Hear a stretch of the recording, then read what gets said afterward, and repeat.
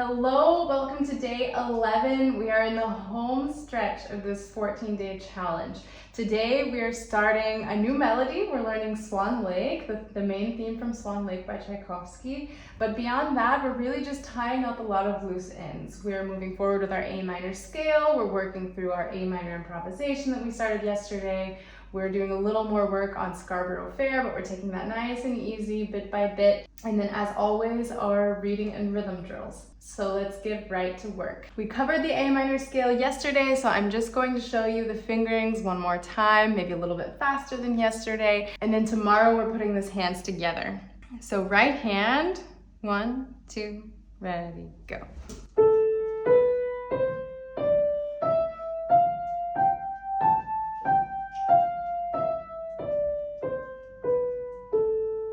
Left hand.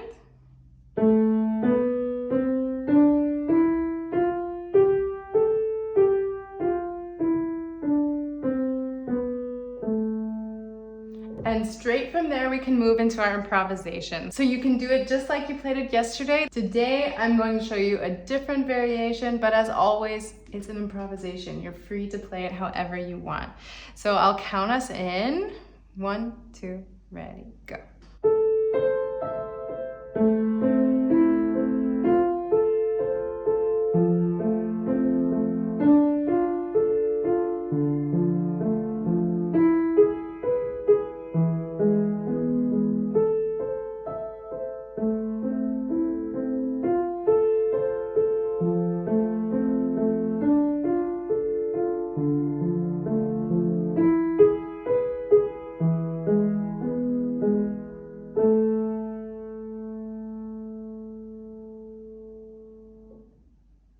Really, the main thing to look out there for is our G sharp, and then yesterday you probably noticed I did include this in the workbook written out in complete notation, and that's the case for today as well.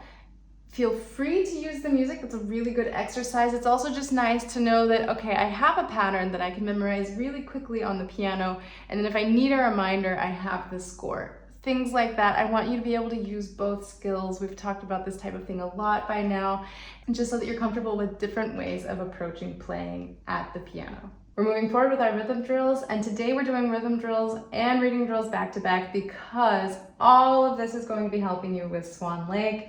So I want to make sure that we get these things done before we move to that so that you're able to use these new skills with our new melody for today. So this first rhythm is the one from Swan Lake, and let's just have at it. 1, 2, ready, go. 1, 2, 3, and 4, and 1, 2, and 3, 4, and 1, 2, and 3, and 4, and 1, 2, 3, 4. If these dotted rhythms throw you off, we've had them a lot by now and we haven't gone too much in detail just because it's usually also in the context of a piece that we know really well. Swan Lake is maybe a little less familiar, so I will clarify one more thing here. You can count 1, 2, and 3, 4, and like we just did. You can also, it's called subdividing, count every single eighth note that fits within the measure. So then how we would count that is 1 and 2 and 3 and 4 and.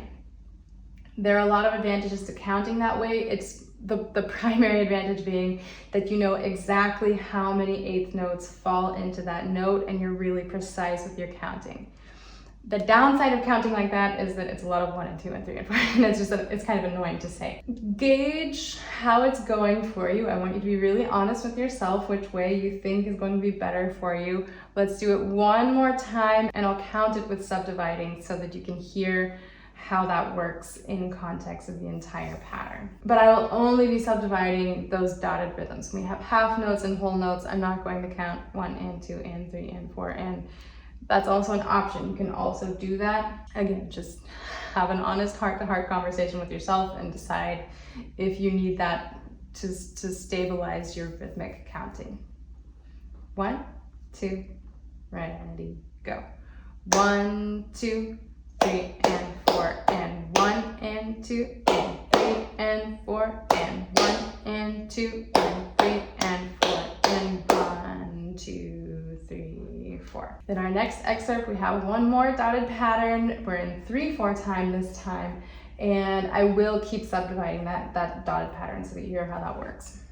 1, ready, go. 1, 2, 3. 1 and 2 and 3. 1 and 2 and 3. 1, 2, 3. 1, 2, 3. 1, 2, 3.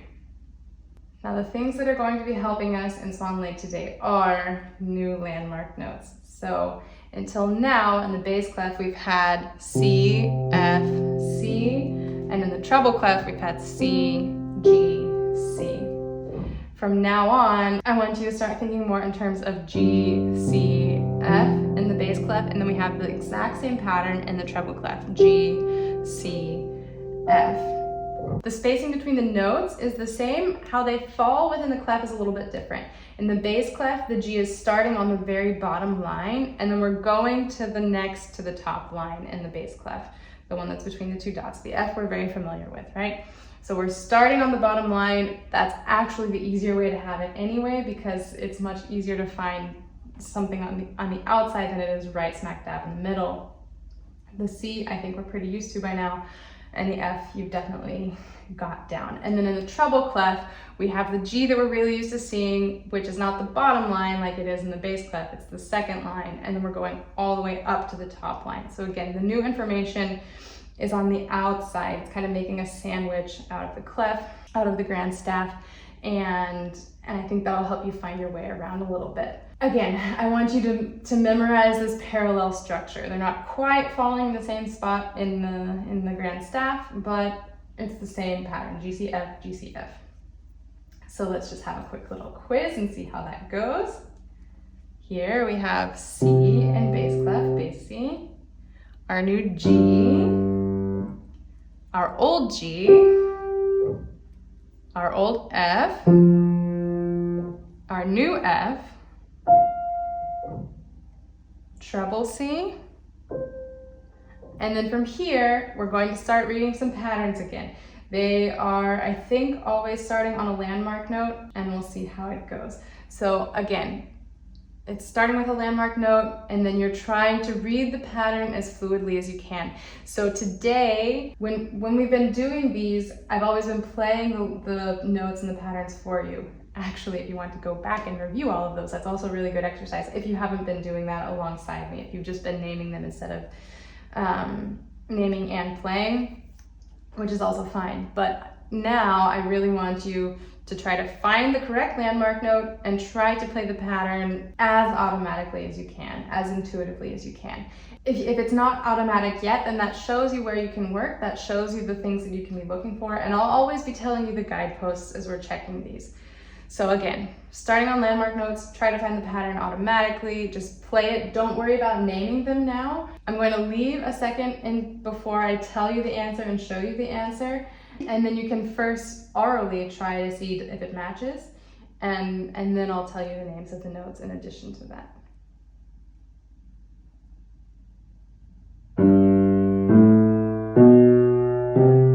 G, A, B, C.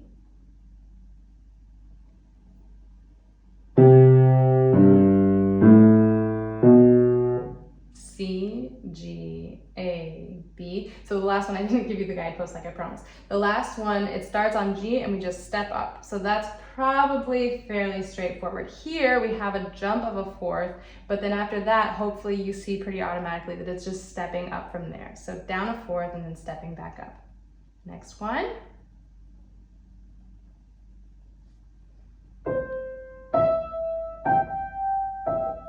We're starting on our treble C, and then hopefully you're starting to recognize, okay, it's just skipping up and then skipping back down.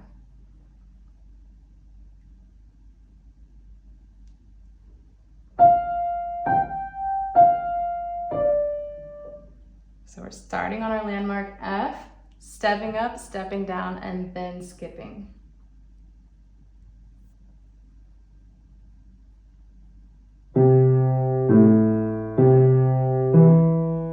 Again, starting on bass F and just skipping patterns, C, A, C, C, A, C, E.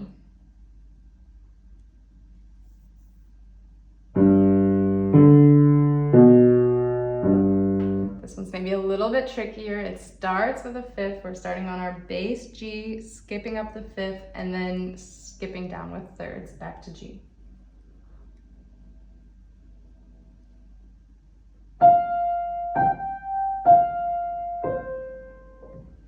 So here we're starting on our new landmark F. Hopefully this stepping pattern is coming pretty automatically. Maybe the skip back down to C isn't so simple, but it is a landmark note, so hopefully that helps.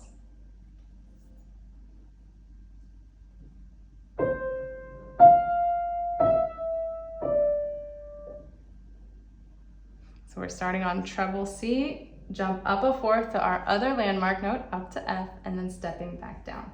In just a second, you'll see that Swan Lake is starting kind of in the outer edges of both of these clefs. So if you want to go back through this reading section one more time and give it another try just to get really acclimated with all of this new reading stuff, that will really set you up nicely for our new melody for today.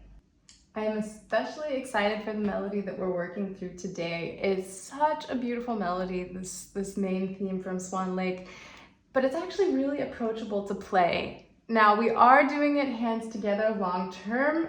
It's a little bit bulkier than the other smaller melodies that we've learned, so we are going to go nice and slow with this. We are going to spread it out over several days instead of just 2 or 3.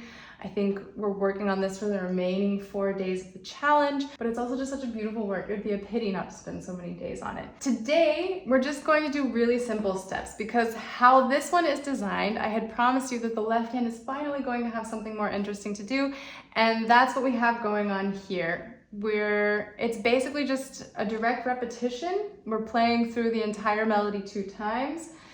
So if you look at your score, it's 4 rows, and the right hand has the melody for 2 rows, and then the left hand has the melody for 2 rows. There are a few minor things with fingering that we have to accommodate for just because the hands do fall a little bit differently on the keys because, as we've talked about also 1,000 times, the hands are mirror image, so we can't use the same fingerings necessarily for both hands. And then today, we're actually just going to be learning the melodic parts. Tomorrow, we're going to learn the accompaniment parts that are a little bit simpler, a little bit more straightforward. And then in a couple of days, we'll be putting that hands together bit by bit. But we're going to take this nice and gradually so that we can really enjoy this beautiful music. We already took a look at the rhythms in our rhythm section, so let's just dive right in. The right hand's going to start. We're in 4/4 time. We're starting on E. And basically what's going on with the melody is it's almost a direct repetition. We just have we take a different turn so that the melody repeats again. So let's try and just go nice and slow through the whole thing and see how it goes. 1, 2, ready, go. 1, 2, 3 and 4 and 1, 2 and 3, 4 and 1 and 3 and 4 and 1, 2, 3 and 4 and 1, 2, 3 and 4 and 1, 2 and 3, 4 and 1, 2 and 3 and 4 and 1, 2, 3, 4. So what do we have going on here? Most of this melody stays true to a nice 5-finger position. That's really friendly to us when we're just starting out. Maybe we're not so used to reading the music and playing with that, so that's nice that we don't have too many things that we need to accommodate for. We start with a jump of a fifth, so it's a fairly big jump at the beginning, but then we just step back up, and then we have lots of thirds going on, dun dun dun dun, then another fifth. And then right at the very end, we have almost a figure 8, if you want to think of it like that. We have C, A, F, C, A, and then what you need to do there are a few ways that you can go about the fingering. So until this point, we've had the thumb on A, and then because we need to end up with the thumb over on F, what we can do is slide over with the 4th finger to C, 2 back on A, and then the thumb slips over to F, back on 4. You could even use the 3rd finger there, and you have a few options in this part. So you can do 4, 2, or you could do 3, 1. That might be the best way to go about it, is just to play 3, 1. And then you're set up Yeah, I like that. Let's do it that way. I want you to end up with the thumb back on this A, because then you have the fourth finger on D and the fifth finger on E. And it's just like from the very beginning. 3, 5, 3, 5, 1, 4, 2, 1. And then we can just stick with the same fingering to be consistent. 3, 1. I think that's the best way to go about it. So then let's do that one more time together, nice and slow. We're focusing on fingering. We're focusing on keeping it really steady. And then we'll repeat the pattern in the left hand. 1, 2, ready, go. 1, 2, 3, and 4, and 1, 2, and 3, 4, and 1, 2, and 3, and 4, and 1, 2, 3, and 4, and 1, 2, 3, and 4, and 1, 2, and 3, 4, and 1, 2, and 3, and 4, and 1, 2, 3, 4. Then in the left hand, we have the same thing that it fits really nicely under the fingers at the beginning. I will show you here once how it goes, and then we'll talk through it together.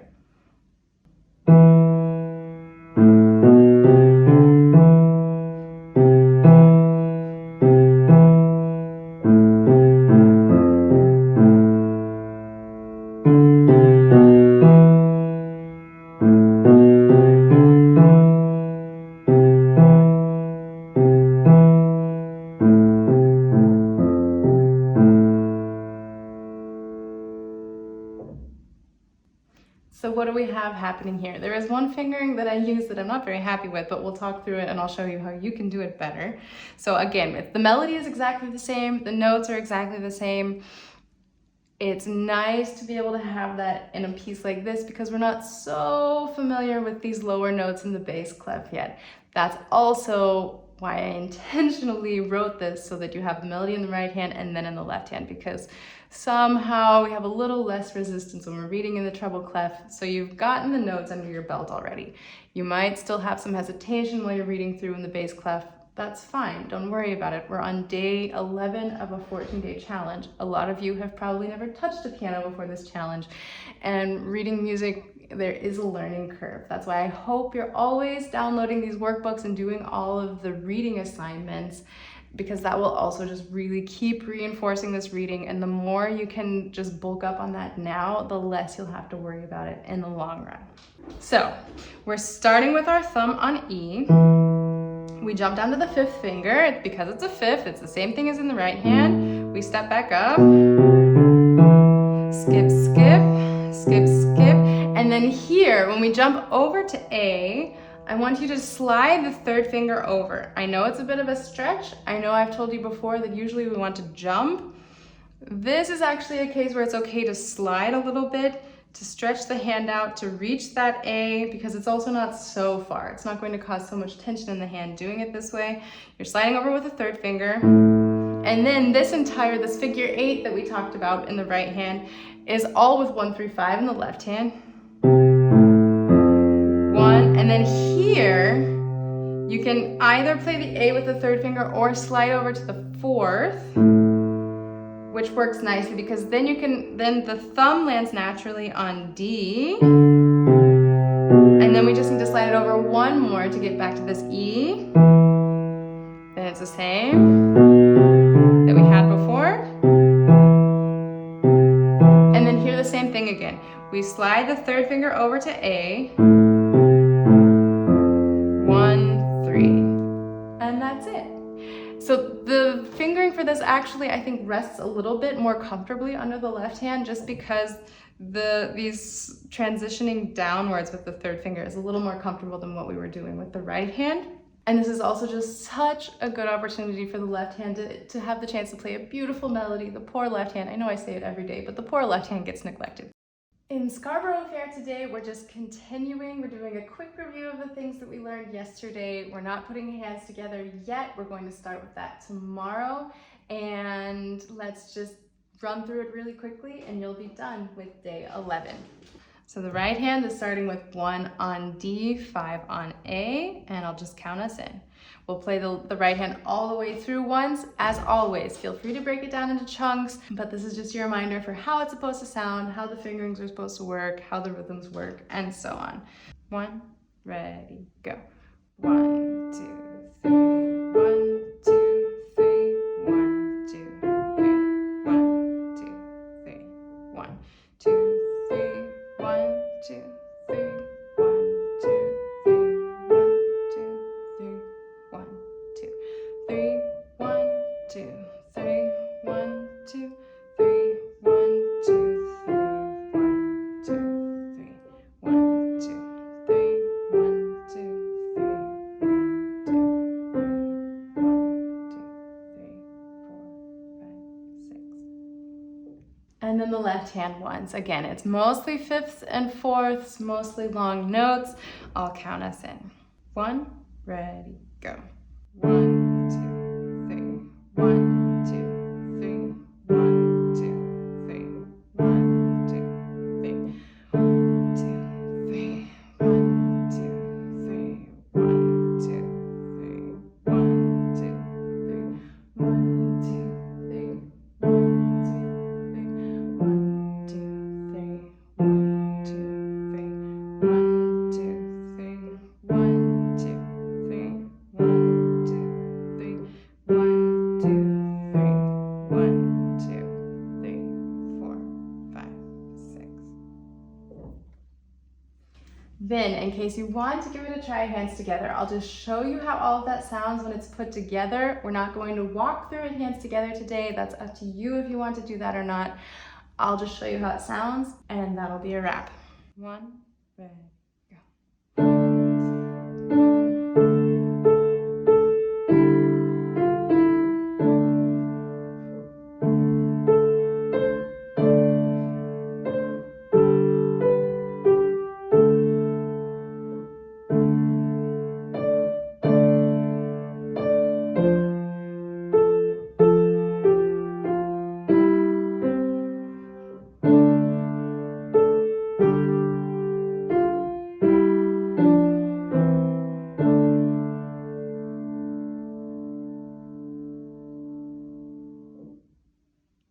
That's it for day 11. Thank you so much for joining me today. Tomorrow we'll officially start putting Scarborough Fair hands together and we'll make some more progress with Swan Lake. We'll keep working on scales and I think we have something new by ear tomorrow. Keep practicing these pieces today so that you're ready to start putting things hands together tomorrow, and I will meet you back here. Happy practicing.